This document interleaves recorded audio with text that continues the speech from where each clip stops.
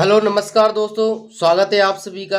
तो dear friends, इस video में हम क्लास 9 की जो एक्सरसाइज 4 है, दो चरों वाले रैखिक समीकरण, उसको यहाँ पर बेसिक समझेंगे और एक्सरसाइज 4.1 के सभी प्रश्नों का हल करेंगे। तो देखिए यहाँ पर हम देखते हैं लिखा हुआ है दो चरों वाले रैखिक समीकरण। तो हम यहाँ पर जो लिखा हुआ है इसी को समझेंगे। पहले तो देखिए दो चरों यानी कि दो चर होना चाहिए। अब आप सभी जानते हो कि चर राशि को हम X, Y, Z, S, T इस तरह से अंग्रेजी वर्णमाला के इस अक्षरों से इसको लिखते हैं चरों को। अब बात करते हैं हम रैखिक की। तो रैखिक का मतलब क्या होता है? ऐसा समीकरण जिसकी जो बहुपद दे रखा है उसकी घात कितनी होना चाहिए? एक होना चाहिए। यानी कि एक घात वाले जो बहुपद होते हैं या समीकरण होते हैं उनको हम क्या बोलते हैं? रैखिक समीकरण। तो देखिए आपने जो एक चर वाला रैखिक समीकरण तो आपने क्लास 8 में, जो कक्षा 8 में है उसमें पढ़ रखा है। कैसे लिखते हैं देखो, जैसे मान लो हम लिखते हैं कि x + 1 = 0 या 2x + 3 = 0। तो ये देखिए इसमें केवल एक चर है यानी कि x ही है और इनकी घात भी एक है। तो ये क्या होते हैं? ये होते हैं हमारे एक चर में रैखिक समीकरण। अब यहाँ पर हम बोल रहे हैं कि दो चर में, यानी कि इसमें एक चर और ऐड होगा। तो हम दो चर वाले रैखिक समीकरण कैसे लिख सकते हैं? जैसे हम लिखते हैं 2x + 3y = 4। इस तरह से हम लिख दें तो यहाँ पर देखो एक चर तो x आ गया और एक चर क्या आ गया? y आ गया और यहाँ पर बराबर का साइन लग रहा है, इसका मतलब ये समीकरण बन गई है। तो इस तरह से ये लिखी जाती है कौन सी? दो चर वाले रैखिक समीकरण। अब जैसे देखो एक चर वाला था तो उसको हम क्या सामान्य रूप क्या होता था? ax + b = 0 होता था। तो इसी तरह से कि इसको क्या लिखें दो चर वाले को? तो इसको हम क्या लिख देंगे? इसका लिखेंगे हम ax + by + c = 0। ये रूप होता है किसका? जहाँ पर a और b का मान, दोनों का ही मान 0 नहीं होना चाहिए। तो इस तरह से ये जो रूप है इसी को हम क्या कहते हैं? दो चरों वाले रैखिक समीकरण। यानी कि दो चर वाले रैखिक समीकरण का सामान्य जो रूप होता है वो होता है ax + by + c = 0। जहाँ पर देखिए x और y तो चर हैं और a, b, c यहाँ पर कोई भी वास्तविक संख्या हो सकती है। तो इस तरह से इसकी परिभाषा में हम लिखना चाहें तो यही लिख देंगे कि इस रूप की, यानी कि ax + by + c = 0 के रूप की जो भी रैखिक समीकरणें होंगी उनको हम क्या कहेंगे? दो चर वाले रैखिक समीकरण कहेंगे। तो अब ये तो हो गई दो चर वाले रैखिक समीकरण की बात, इस रूप के ये होते हैं। अब हम बात करते हैं एक्सरसाइज जो इसकी 4.1 है। एक्सरसाइज 4.1 है, इसके प्रश्नों को हम हल करेंगे। तो यहाँ पर देखिए हमारा पहला क्वेश्चन है। इसमें देखिए हमारा 4.1 का पहला क्वेश्चन है कि एक नोटबुक की कीमत एक कलम की कीमत से 2 गुनी है। इस कथन को निरूपित करने के लिए दो चरों वाला एक रैखिक समीकरण लिखिए। और यहाँ पर देखिए संकेत भी इसने दे रखा है कि मान लीजिए नोटबुक की कीमत x है और कलम की कीमत y है। तो यहाँ पर देखिए अब इसने जो दे रखा है संकेत उसी से हम कर लेते हैं, क्योंकि हमें ये पता नहीं है कि नोटबुक की कीमत और कलम की कीमत क्या है। तो हम इसमें चर के हिसाब से मान सकते हैं। तो यहाँ पर हम मान लेंगे माना नोटबुक की कीमत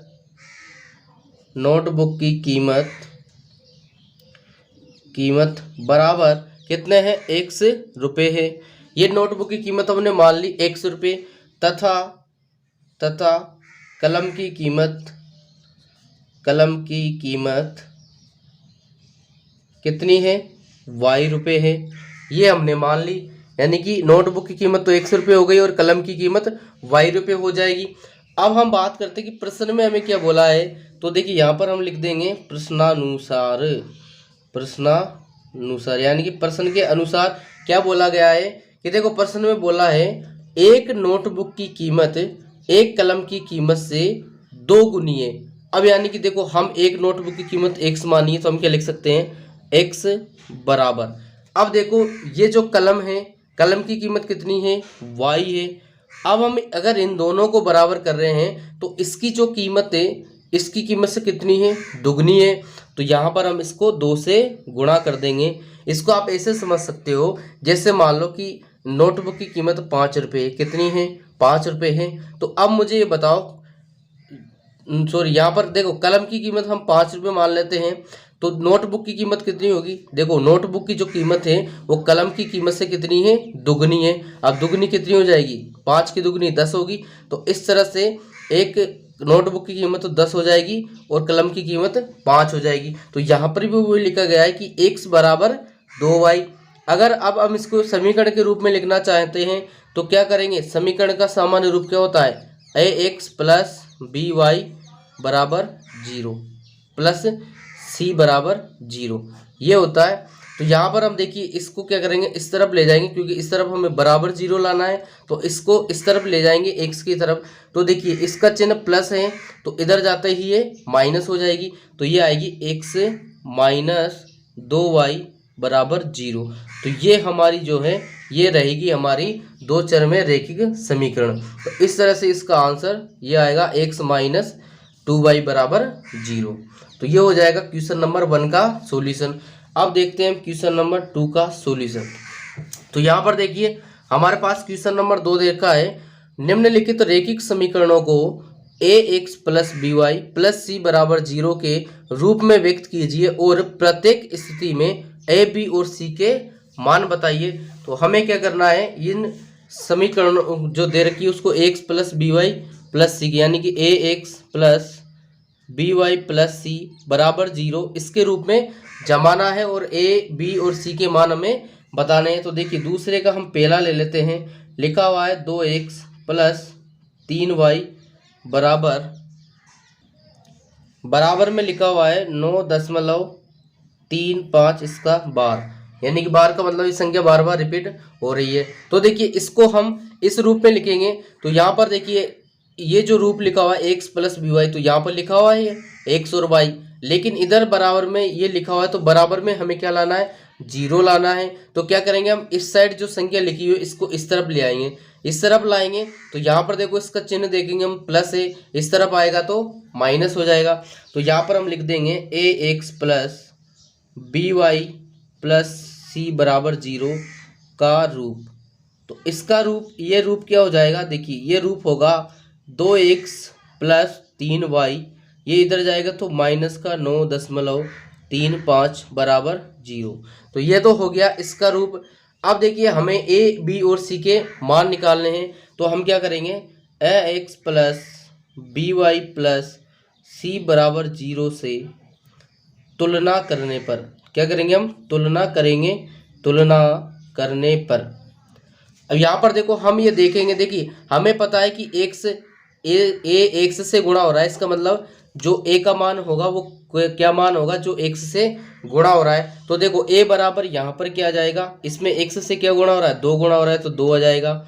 b की हम बात करें तो b किसका गुणांक है? y का, तो इसमें y क्या गुणा हो रहा है? 3 गुणा हो रहा है, तो b बराबर 3 हो जाएगा। c की बात करें हम, c बराबर, तो देखिए c बराबर यानी कि अचर पद। तो यहाँ पर देखो मतलब जिसके साथ कोई भी चर नहीं दे रखा हो, तो यहाँ पर देखो ऐसा कौन सा है? ये वाला पद है 9.35 का बार। तो यहाँ पर देखो हमें इसका चिन्ह भी लेना है। चिन्ह कैसे लेना है? अगर प्लस दे रखा है तो हम ऐसे कैसे लिख देंगे? प्लस को लिखने की जरूरत नहीं रहती। लेकिन अगर माइनस चिन्ह दे रखा है तो इसको हम ऐसे कैसे यहाँ पर लिखेंगे? ये देखिए 9.35 बार। तो ये हो गया हमारा आंसर। ये तो हमारा x प्लस by बराबर 0 का रूप हो जाएगा और ये a, b और c के मान हो जाएंगे। इस तरह से इस क्वेश्चन को करना है। अब हम यहाँ पर इसका पार्ट सेकंड करते हैं। तो पार्ट सेकंड में है x माइनस y बटे 5 माइनस 10 बराबर 0। तो यहाँ पर देखिए हमें यहाँ पर देखिए साफ साफ दिख रहा है कि ये जो है ax plus by plus c बराबर 0 के रूप में लिखा हुआ है। तो हम अगर इस रूप में लिखना चाहे तो कैसे लिखेंगे इसको? देखिए यहाँ पर हम प्लस प्लस भी ला सकते हैं। तो देखिए इसको कैसे लिखेंगे? यहाँ पर हम इसको लिख सकते हैं x, अगर हम प्लस लगाएं तो हमें ये अलग से लिखना पड़ेगा। तो देखिए क्या लिखना पड़ेगा?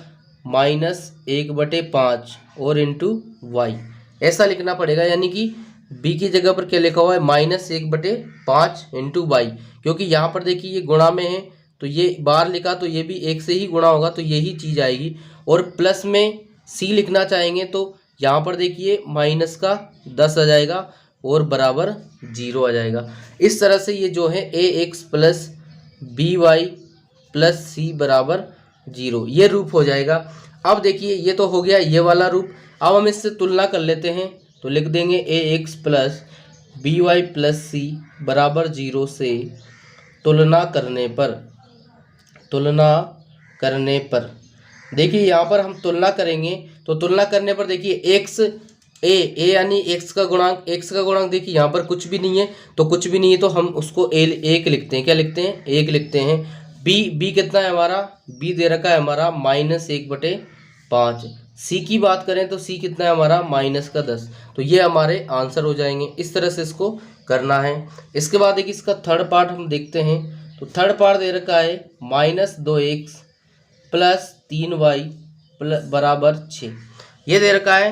तो यहाँ पर देखिए हम क्या कर सकते हैं, यहाँ पर देखिए x प्लस बी वाई का रूप लाने के लिए हम यहाँ पर क्या करेंगे, देखिए यहाँ से ये जो दे रखा है इसको लिख देंगे -2x प्लस 3y।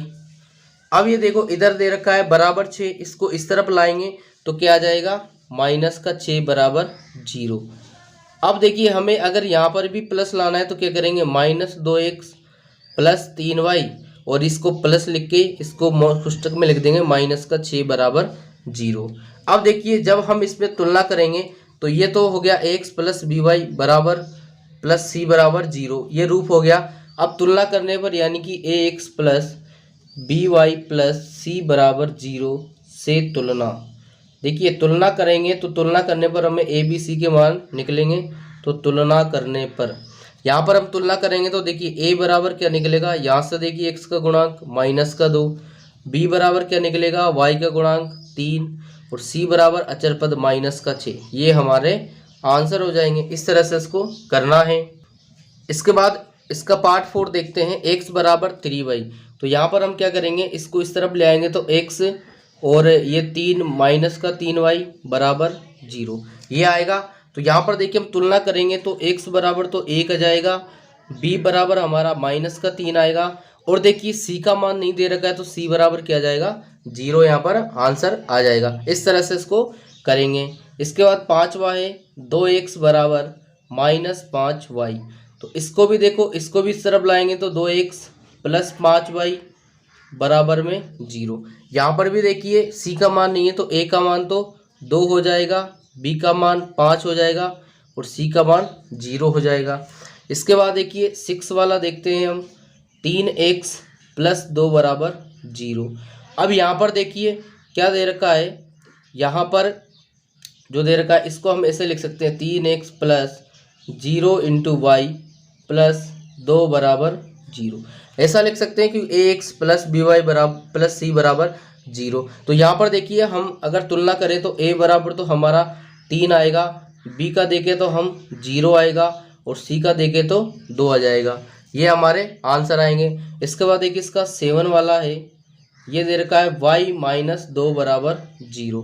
तो यहाँ पर हम इसको क्या लिख सकते हैं, देखिए यहाँ पर हम लिख सकते हैं 0 into X plus Y plus -2 बराबर 0। तो तुलना करेंगे तो a बराबर तो हमारा 0 आएगा, b बराबर 1 आ जाएगा और c बराबर -2 आ जाएगा। इसके बाद देखिए इसका लास्ट है 8 वाला 5 बराबर 2x ये दे रखा है। तो हम क्या करेंगे, देखिए इस तरफ 2x लिखा हुआ है तो इस 5 को इस तरफ ले जाएंगे तो इधर आ जाएगा 2x -5 बराबर 0। अब ax plus B Y plus C बराबर 0 के रूप में लाएंगे तो क्या करेंगे, यहाँ पर हम कर देंगे 2x और यहाँ पर देखिए प्लस 0 इंटू वाई और प्लस -5 बराबर 0। तो यहाँ से देखिए हम a बराबर हमारा 2 आ जाएगा, b बराबर हमारा 0 आ जाएगा और c बराबर हमारा -5 आ जाएगा। ये हमारे आंसर आएंगे। तो इस तरह से आपको एक क्वेश्चन को करना है। तो आपकी जो प्रश्नावली 4 है बहुत ही सिंपल प्रश्नावली है और मैं समझता हूँ कि आपको ये जो क्वेश्चन है इसका पहला और दूसरा आपको अच्छे से समझ में आए होंगे। इसके बाद भी अगर आपका कोई डाउट रहता है तो आप हमें कमेंट सेक्शन में कमेंट कर सकते हैं, हम उसका रिप्लाई जरूर करेंगे। तो डियर फ्रेंड्स, अगर आपको वीडियो हेल्पफुल लगा हो तो वीडियो को लाइक एंड शेयर जरूर करें। एंड आप अगर हमारे चैनल पर नए हैं तो चैनल को भी सब्सक्राइब जरूर कर लें।